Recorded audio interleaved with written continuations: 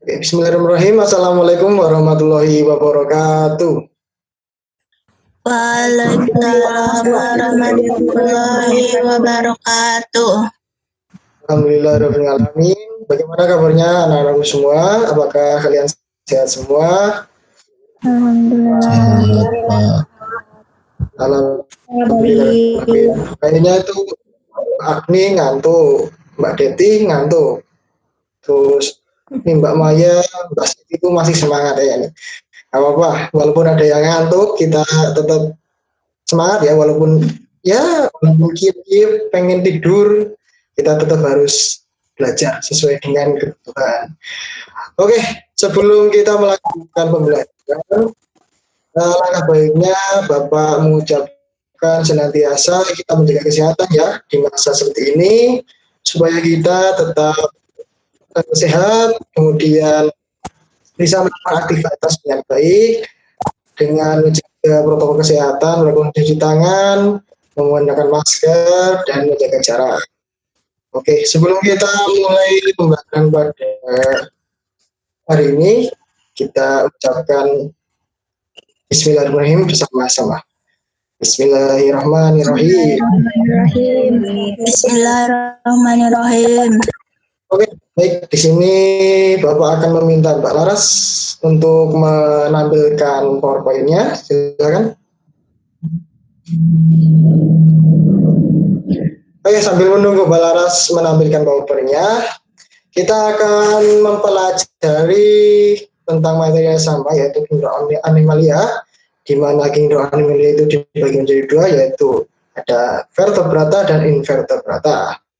Untuk pada pertemuan hari ini, kita akan membahas tentang kingdom animalia, yaitu tentang invertebrata. Oke, Mbak Laras bisa di next. Di sini kita akan mereview sedikit ya. Apa sih itu invertebrata? Ada yang tahu nggak? Tidak usah definisi. Hewan tidak bertulang belakang, Pak. Hewan yang tidak bertulang belakang. Bertulang belakang atau tidak bertulang belakang? Tidak. Oke, bagus sekali. Ya benar, jadi invertebrata adalah hewan yang tidak bertulang belakang. Bisa di-next, Mbak Laras? Tidak bertulang belakang. Ya, jadi di sini invertebrata adalah hewan yang tidak memiliki tulang belakang atau tulang punggung atau ruas-ruas tulang belakang ataupun tulang-tulang lainnya. Nah, untuk yang hewan termasuk ke dalam invertebrata di sini ada filum Porifera, Cnidaria, Platyhelminthes, Emaltheminthes, Mollusca, Arthropoda, kemudian ada Echinodermata. Oke, untuk pertemuan hari ini kita akan membahas tentang salah satu filum dari invertebrata, yaitu tentang filum Platyhelminthes. Baik, di sini pada dasarnya filum Platyhelminthes itu berasal dari dua bahasa Yunani ya, yaitu yang di palti artinya pipih dan helminths artinya cacing. Sehingga Platyhelminthes itu bisa disebut sebagai cacing pipih. Nah, untuk cacing pipih ini biasanya merupakan hewan yang simetri bilateral. Ya, jadi simetri bilateral itu bisa dibagi menjadi dua. Jika dipotong menjadi dua itu akan memiliki bentuk dan ukuran yang sama. Kemudian hewan ini juga tersusun atas 3 lapisan atau tripoblastik, yaitu ada ektoderm, mesoderm, dan endoderm. Kemudian untuk bagian-bagiannya, ektoderm itu akan membentuk epidermis dan kutikula, kemudian mesoderm itu akan membentuk alat reproduksi, jaringan otot, jaringan ikat, kemudian untuk endoderm tersendiri akan membentuk gastrovaskuler atau saluran pencernaan. Oke, next, Mbak Laras. Oke, untuk film Platyhelminthes ini tadi sudah dijelaskan kan, ada ciri-cirinya tersusun dari 3 lapisan, kemudian tidak memiliki rongga tubuh, simetri bilateral, dan tidak memiliki sistem respirasi atau ekskresi dan sirkulasi. Baik, di sini ada 3 kelas ya yang termasuk ke dalam filum Platyhelminthes, yaitu di sini ada kelas Turbellaria, kelas Dermatoda, dan kelas Castoda. Nah, di sini Bapak akan menugaskan kalian untuk menjelaskan ketiga kelas tersebut, menjelaskan tentang ciri-cirinya, kemudian mencontohkan apa hewannya, dengan cara mendiskusikan berkelompok. Di sini Bapak sudah membagi kelompoknya, yaitu kelompok 1 itu ada Mbak Agni, Mbak Maya, dan Mas Bagus. Kemudian untuk kelompok 2 yang akan menjelaskan kelas dermatoda itu ada Mbak Monik, Mbak Wisda, dan Mas Firda. Kemudian di sini yang menjelaskan kelas dermatoda ada Mbak Deti, Mbak Laras, ada Siti, dan Amar. Bapak beri waktu kalian waktu 5 menit untuk mendiskusikan. Silakan mencari di sumber literatur, Google boleh, cuman kalau bisa kalian juga mencarinya dari buku yang sudah tersedia. Oke, baik. Untuk diskusinya Bapak mulai dari sekarang. Oke, baik. Waktu diskusinya mungkin sudah cukup ya, 5 menit. Oke, baik. Di sini yang menjelaskan pertama yaitu Bapak pilih secara acak, yaitu kelompok 2 terlebih dahulu. Mungkin Mbak Monik, Mbak Milda, Mbak Firda, silakan. Saya, Pak. Baik, silakan. Baik, saya akan membacakan hasil diskusi kelompok mengenai kelas Trematoda. Jadi, ciri-ciri dari Trematoda itu hidup parasit pada manusia dan hewan. Oleh karena itu, Trematoda mampu menghisap makanan dari inangnya. Cacing ini biasa hidupnya di dalam hati, paru-paru, dan usus. Permukaan tubuhnya itu tidak bersilia. Tubuhnya pun ditutupi kutikula. Lalu di sekitar mulutnya itu terdapat 1 atau lebih alat isap. Nah, alat isap itu dilengkapi dengan gigi kitin. Contoh dari cacing ini adalah cacing hati atau Fasciola hepatica. Sekian, Pak. Baik, bagus sekali Mbak Monik. Kemudian Bapak akan menunjuk kelompok 1, ada Mbak Agni, Mbak Maya, untuk menjelaskan apa itu klaster Bellaria. Silakan. Baik, terima kasih. Terbellaria adalah kelompok cacing yang hidup di perairan, di genangan air, di kolam, ataupun di sungai. Biasanya cacing ini menempel pada bebatuan atau daun yang tergenang air. Cacing yang bergerak menggunakan bulu getar. Contoh dari Terbellaria yaitu Planaria sp. Seperti itu, Pak. Terima kasih. Baik, terima kasih Mbak Agni. Oke, untuk kelompok terakhir silakan kelas Kasoda, salah satu dari anggotanya, untuk memaparkan hasil diskusinya.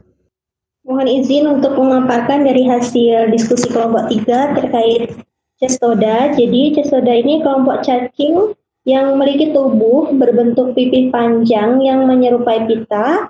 Cacing ini merupakan endoparasit dalam saluran pencernaan vertebrata dan bersifat tubuh cacing ini terdiri dari segmen-segmen. Setiap segmennya disebut prokoktid. Cacing ini memiliki kepala yang disebut scolex. Contohnya itu pada cacing pita atau Tania saginata. Sekian, Pak. Baik, terima kasih Mbak Deti atas penjelasannya. Baik, di sini Bapak akan menambahkan sedikit tentang penjelasan dari ketiga kelas tersebut. Oke, di sini yang pertama Bapak akan menjelaskan tentang, menambahkan sedikit ya tentang diskusi kalian. Yang pertama yaitu mengenai kelas Turbellaria. Nah, kelas Turbellaria di sini pada umumnya hidup di perairan, yaitu di air yang menggenang, kolam, sungai, bahkan juga ada yang di laut. Kemudian biasanya mereka tuh menempel di batu-batu atau di dedaunan yang tergenang air. Pada umumnya ciri-ciri kelas Turbellaria yang pertama yaitu cacingnya bersifat bergerak menggunakan bulu getar. Jadi cacingnya itu menggunakan bulu getar. Jadi ada rambut-rambut kecil di bagian bawah untuk bergerak. Kemudian panjang tubuhnya sekitar 5-50 mm. Kemudian hidup di air laut, air tawar, dan tanah yang basah. Kemudian biasanya digunakan sebagai indikator tempat yang belum tercemar oleh air limbah. Nah, biasanya jika kalian menemukan cacing dengan ciri-ciri tersebut, itu termasuk dalam Turbellaria. Kemudian jika kalian di kamar mandi ketika sedang main atau di sungai menemukan sebuah cacing dengan ciri-ciri tersebut, itu tandanya perairan di daerah kalian itu masih belum tercemar, misal tercemar oleh limbah pabrik atau eh, sampah rumah tangga dan sebagainya. Untuk contohnya yaitu planaria SP. Nah, untuk planaria SP, asalkan kalian tahu, cacing ini tuh agak spesial. Jadi dia tuh ketika dipotong menjadi 2, potongannya itu tidak akan mati, tapi akan tumbuh menjadi individu baru. Jadi misal kalian memotong sebuah Turbellaria atau planaria SP ini jadi 2, jadi nanti akan tumbuh menjadi 2 individu baru yang bentuknya sama. Oke, yang selanjutnya ada kelas Dermatoda. Di sini kelompok kelas Dermatoda yaitu cacing yang hidup sebagai parasit ya pada organ manusia maupun hewan. Contohnya pada hati, paru-paru gitu. Jadi cacing ini tuh termasuk parasit, tidak seperti planaria tadi. Jadi ini termasuk cacing yang tidak menguntungkan. Jadi untuk ciri-cirinya yaitu hidup sebagai parasit jelas itu, kemudian memiliki alat penghisap atau saker, kemudian permukaan tubuhnya tidak berselia yang ditutupi dengan kutikula. Untuk contohnya yaitu Fasciola hepatica. Nah, cacing ini biasanya kalau kalian bentar lagi kan kita akan menunaikan ibadah Idul Adha ya. Nah, kalian tuh kalau melihat kurban, kalian lihatlah itu. Misal kalau lagi caranya orang Jawa tuh ngeleti daging. Nah, kalian coba lihat saja itu di hatinya, apakah ada bintik-bintik cacing seperti ini enggak gitu. Kalau emang ada gitu, biasanya itu termasuk sapi yang terkontaminasi cacing Fasciola hepatica. Nah, itu tuh sangat bahaya. Biasanya walaupun dimasak dengan suhu yang tinggi, cacing itu tuh dapat hidup dan berkembang biak gitu. Jadi untuk anak-anak yang suka makan hati kambing, hati sapi, silakan dicek dahulu sebelum memasuknya gitu loh. Apakah hati itu bersih atau sudah terkontaminasi dengan cacing. Oke, yang terakhir yaitu ada kelas Castroda. Nah, ini adalah cacing yang biasanya viral gitu loh. Biasanya di hewan-hewan tuh biasanya nggak cuma di hewan yang di agama kita haramkan yaitu babi. Biasanya cacing ini juga dapat menjangkit ke hewan-hewan yang biasanya juga kita pelihara. Contohnya yaitu kucing. Nah, jadi kelompok cacing ini hidup sebagai parasit pada organ manusia maupun hewan, seperti organ pencernaan dan bersifat hermafrodit. Kemudian bentuk cacing ini yaitu bentuk pipih dan tidak bersila. Kemudian memiliki alat penghisap, saker, alat pengait atau skoleks, dan alat pelekat atau rostulum. Kemudian tubuh ditutupi oleh kutikula, hewan yang bersifat hermafrodit. Kemudian biasanya bersifat parasit bagi manusia dan hewan. Nah, untuk kelas cacing ini yang termasuk ke dalam kelas Castroda yaitu ada Tania saginata dan Tania solium atau cacing pita. Nah, jadi bentuknya tuh pipih panjang putih. Nah, ini tuh sangat kuat jika biasanya direbus pun pada makannya. Orang-orang yang makan babi itu biasanya terjangkit dengan cacing ini karena mereka tuh sangat kuat walaupun direbus dengan suhu yang sangat tinggi itu biasanya tetap masih hidup. Jadi di Islam kita tidak memperbolehkan makan makanan seperti babi bukan karena suatu alasan gitu loh, tapi ada alasan yang jelas. Misal salah satunya yaitu adanya parasit seperti ini yang sangat membahayakan bagi tubuh manusia gitu. Baik, anak-anakku semua, adakah yang ingin ditanyakan dari penjelasan Bapak tadi? Belum, Pak. Belum, Pak.